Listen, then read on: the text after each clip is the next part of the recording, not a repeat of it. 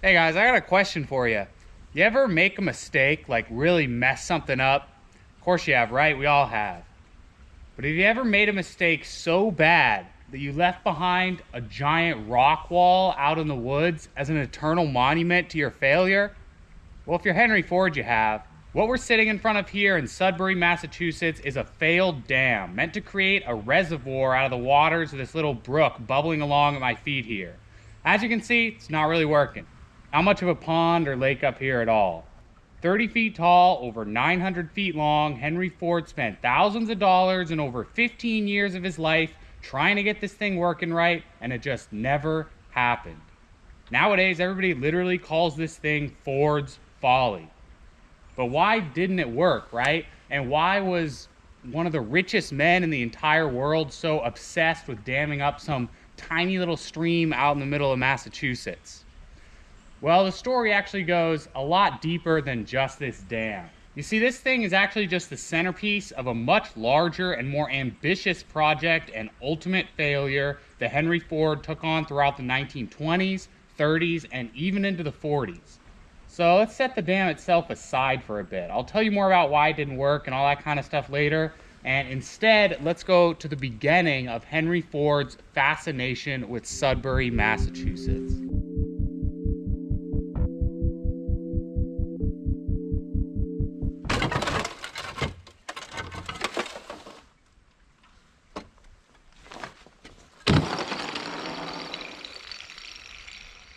The story starts right here with this building, Longfellow's Wayside Inn.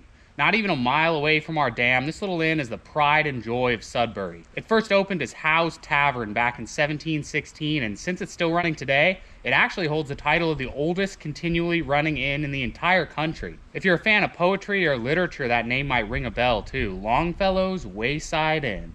Because back in 1863, the poet Henry Wadsworth Longfellow released a collection of poems about the various patrons that used to filter in and out of here. The collection was called Tales from a Wayside Inn.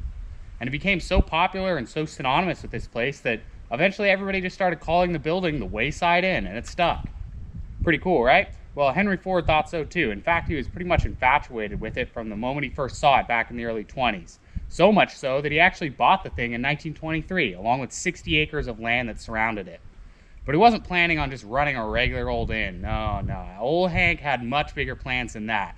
A vision for Sudbury and the Wayside Inn, really. You see, this guy was close to obsessed with Americana and the way people used to live back in the early years of the United States. He wanted desperately to make a kind of museum out of a huge chunk of Sudbury, Massachusetts, with the inn serving as the focal point. But he didn't want just like a static museum with a bunch of old buildings sitting around rotting. He wanted hundreds of people working on his property, living exactly as if it was something like 1790 again. Basically, he wanted to make a living, breathing recreation of how we used to live, complete with basically full-time method actors. And he got pretty far with it too. Like, let me show you a little more of what he did with the property. So he got to work right away expanding the land and adding to the ambiance of the area, right? 60 acres and one inn wasn't going to cut it for the kind of thing he had in mind. So here's a great example of the kind of renovations that Ford started off with. This little grist mill that he had put up. Despite the fact that it was built in 1929, this is a near exact replica of the kind of mill that you would see all around the Northeast well over a century before Ford ever took an interest in Sudbury. Only major thing that's off is the big water wheel. Back in the day, it would have been made of wood instead of metal. Grist mill is actually still in operation today too. You can buy muffins and stuff over in the inn that were made out of grain that was ground up right here. And oh yeah, one more thing. There's a good chance that some of you might be thinking you've seen this mill somewhere before. Like, it seems just a little bit familiar, right? Well, let me help you out. Yep, that's the Pepperidge Farm logo. And that's not just a coincidence either. This is literally the mill that they based the logo on. Here's a pretty giant root cellar he put in. We can't get in there, but this thing goes on for an entire acre underground. It's real massive in there. Here's a really crazy one. See that little red one-room schoolhouse over there? It was built sometime near the end of the 18th century over in Sterling, Massachusetts, a few miles from here. Ford actually had the whole thing picked up and moved over here to Sudbury to help add to the authenticity of his little living museum pet project. His reason for wanting it so bad goes beyond just the fact that it's a period-correct schoolhouse, though. See, the town of Sudbury, Massachusetts argues that this is the exact schoolhouse that inspired the nursery rhyme, Mary Had a Little Lamb. Yeah, you know the line that goes, "It followed her to school one day"? Well, that's the school right there. Apparently, at some point, a student named Mary actually attended this school, and one day when she was walking to class, her lamb followed her, and the nursery rhyme was created.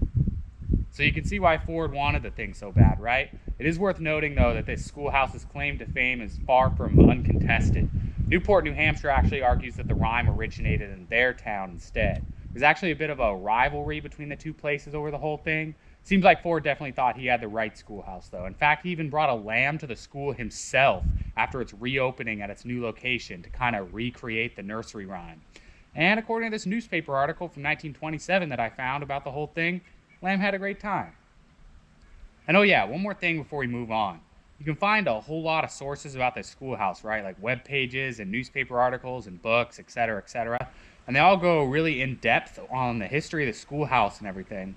But there's one little detail that seems to get left out a lot. And it's that the schoolhouse wasn't the only building that Ford moved over from that original plot in Sterling.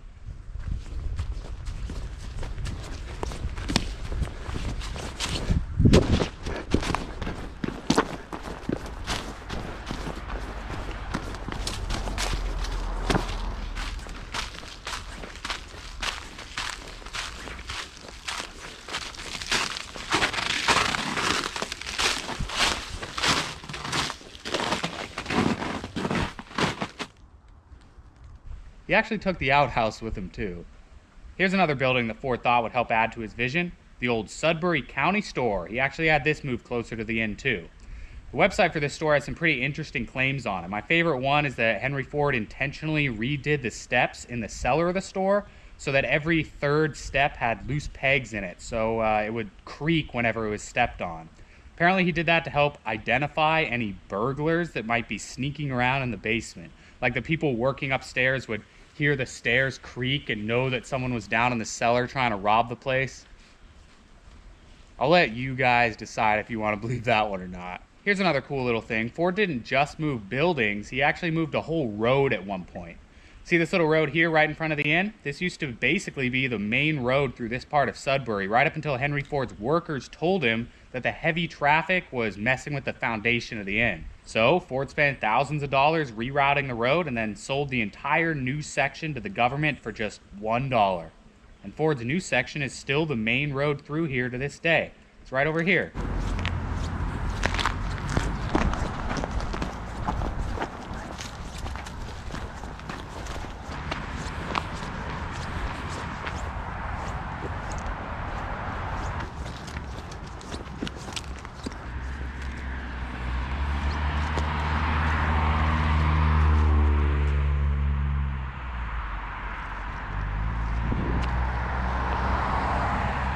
Part of Route 20 now. And here's the last building I wanted to show you, the Martha Mary Chapel. After the Great Hurricane in 1938 swept through here, Ford found himself with a whole bunch of downed trees spread all across his land. So he built this little non-denominational church here and named it after his mother and mother-in-law.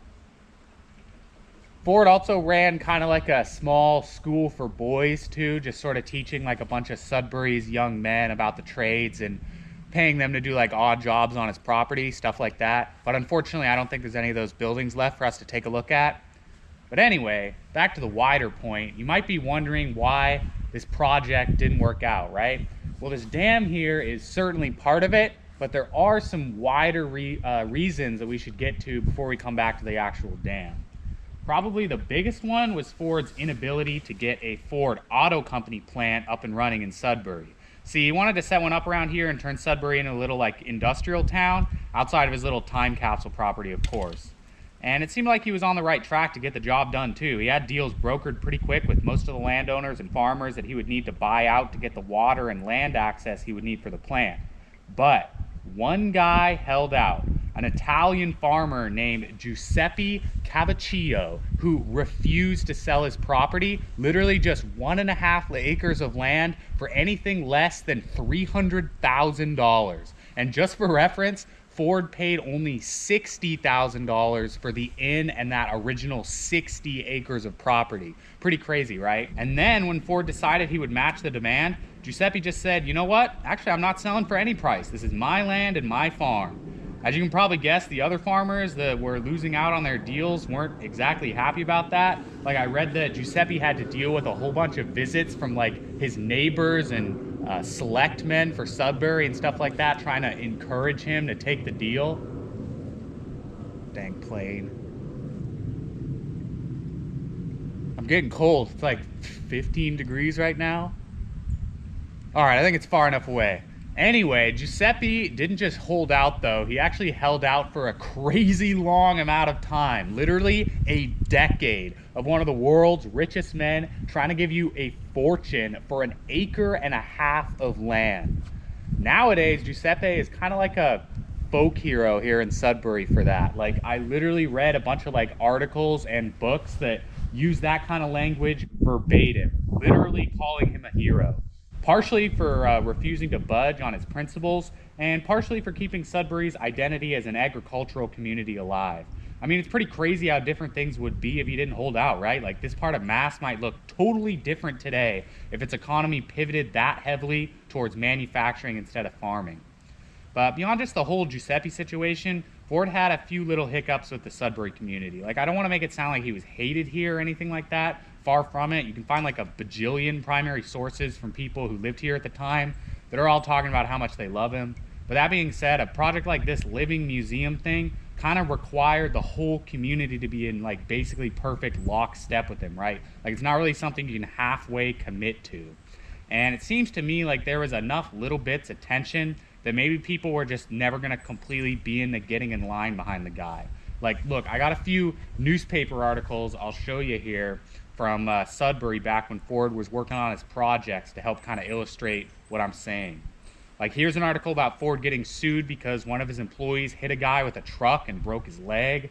Here's one talking about how disappointed the town was that Ford decided to close the inn on Sundays. Apparently that used to be one of the most popular days for the Sudbury townsfolk to come eat at the old inn. Oh, and there's even a part in here about a family that drove all the way from Tennessee to eat at the inn just to find out about Ford's new policy. Here's Ford getting sued for 10 grand by a local farmer that says that all of Ford's terraforming has messed up the path of a local brook so much that the farmer can't get the right amount of water to his crops anymore. This one is especially pointed because the plaintiff is saying that Ford only started messing with the brook because he thought that the little marsh it was making on his property was ugly. So Ford's allegedly screwed up this guy's farm just to like help meet his aesthetic vision, right? Here's another instance of one of Ford's people hitting someone with a car, except this time they actually killed the guy. And here's maybe the craziest one. Remember that new section of road that Ford built for the town so he could get the old main road away from his land? Well, apparently he didn't put up any retaining walls on the road, so the first major rainstorm that came through just decimated everything. Like, literally thousands of cars got stuck behind literal landslides that came pouring down the road. Also, I read that one of the first things that Ford did when he bought the property was hold a private ice skating party for all his rich friends, and the townsfolk were excluded from that, not allowed in, and even went so far as to hire a bunch of security guys to stand around and keep the regular folk out, you know? But again, I don't want to make it sound like Ford was at odds with the Sudbury community, like there was some kind of war going on. I just don't think that he ever had quite the amount of community support that he would need for a project like this to work, right? Besides, like, it's a pretty noble idea when you're not the one doing it, right? Like, imagine if Mark Zuckerberg or Jeff Bezos or someone like that bought a bunch of land in South Dakota today and then wanted 300 people to go out there and live in this little fake museum town and pretend it was like 1880 again and push plows through the fields by hand and not have air conditioning and use gas lamps and basically just devote your entire life to fulfilling this one guy's vision that you probably never even see that much. Like, people aren't going to do that, right? And I mean, look at this article I found from 1932 saying that Ford had only visited Sudbury twice in the last year and a half. Like, it really seems like he's trying to govern this thing from afar. Well, the people of Sudbury are supposed to just devote their entire lives to it. Like, it just didn't seem like he was ever going to get enough people on board, right? But I don't know, that's just my opinion, right? Like, maybe that's a part of why the project didn't work out. Maybe it's not. Who knows? But anyway, though, let's finally talk about the dam, because we know for sure that that is part of why the project didn't work out.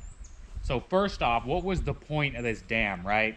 Well, remember the little grist mill we visited earlier? Ford wanted to have a backup supply of water to help support the mill, so he ordered this little stream over here dammed so that a reservoir of extra water could be kept available.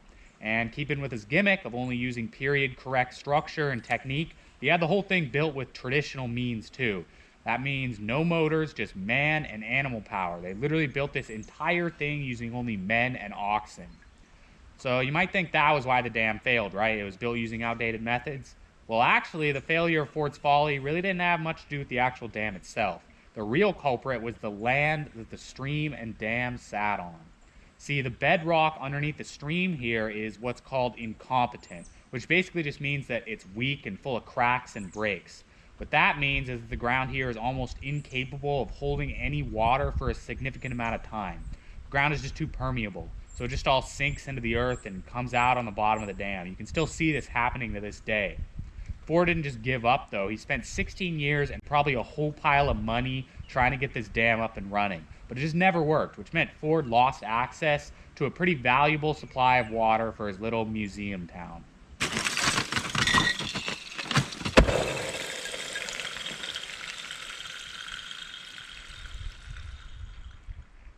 Okay, I got one more real cool thing to talk to you about, so I'm gonna go ahead and take my sip before I forget. Oh, that's cold.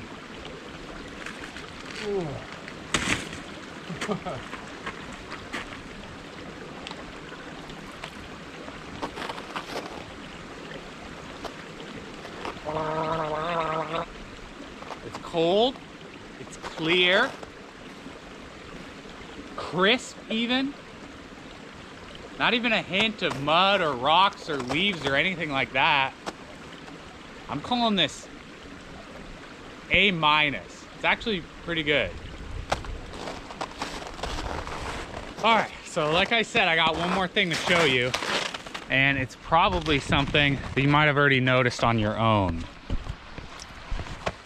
All these big piles of rock and stone and concrete sitting all over the place out here. See, look at that. You can see real clear evidence that this is quarry stone right there. You know what all this stone represents, though? You know what it is? Is years and years of failure to get this dam up and running. You see, we already know that Henry Ford himself didn't spend too much time trying to get the dam working, you know? He only visited it twice in a year and a half. You know who did was his property manager, a guy named John Campbell, who spent 15 years of his life trying to get this thing up and running. And the primary way that they tried to do it was plugging up all of the fractures and stuff in the bedrock with hunks of concrete and stone, which means every single one of these pieces of rock that wasn't naturally here represents another failed attempt to get the dam working. That's just crazy. You can literally see the evidence strewn around here of this guy's frustration, of this guy's anger. Like, you can almost feel the heat coming off the rocks, just red hot with how hard this had to have been, right? Like, do you think there's anyone in the entire world that's more familiar with this little valley, this little stream here than that guy? He probably came here thousands of times. He probably knew every single rock, every tree, every crevice, every angle, everything. And he just could not put that knowledge to use to get this thing working. Well, his employer sat miles away most of the time. It's just crazy. You know, it almost makes it feel kind of like a battlefield, right? With Henry Ford as the general, miles away, commanding. John Campbell as the soldier. All these rocks and everything is the the wreckage from the war, and the victor, this little stream, still just bubbling along like nothing even happened.